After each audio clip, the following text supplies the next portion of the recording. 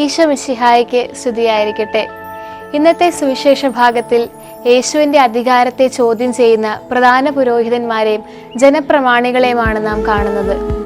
എൻ്റെ ആലയം എല്ലാ ജനതകൾക്കുമുള്ള പ്രാർത്ഥനാലയം എന്ന് വിളിക്കപ്പെടുമെന്ന് ഏശയ്യാ പ്രവാചകൻ വഴി അരുളി ചെയ്യപ്പെട്ട തിരുവചനങ്ങൾ ഉദ്ധരിച്ചുകൊണ്ട് ഈശോ ജെറുസലേം ദേവാലയത്തിൽ ക്രയവിക്രയം ചെയ്തുകൊണ്ടിരുന്നവരെ പുറത്താക്കിയ സാഹചര്യത്തിലായിരുന്നു യേശുവിൻ്റെ അധികാരം ചോദ്യം ചെയ്യപ്പെട്ടത്.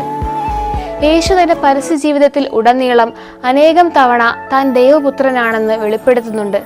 അതോടൊപ്പം എല്ലാ അധികാരങ്ങളും സ്വർഗത്തിൽ നിന്ന് വരുന്നുവെന്നും അവിടുന്ന് പഠിപ്പിക്കുന്നു.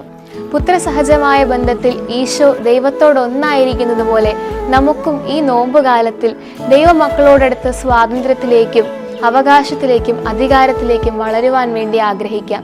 വിശുദ്ധ പൗലോസ്ലീഹ നമ്മെ ഓർമ്മിപ്പിക്കുന്നുണ്ട്, മക്കളെങ്കിൽ നമ്മൾ അവകാശികളുമാണ്. ദൈവമക്കളാണെന്നുള്ള ബോധത്തോടെ ജീവിക്കുമ്പോൾ നമ്മുടെ ഹൃദയങ്ങളിൽ സമാധാനം നിറയുന്നു. ഇന്നേ ദിവസം നമുക്ക് പ്രാർത്ഥിക്കാം, ഈശോയെ, ദൈവ പൈതലിനടുത്ത് സ്വാതന്ത്ര്യത്തോടെ ജീവിക്കുവാൻ ഞങ്ങളെ സഹായിക്കണമേ.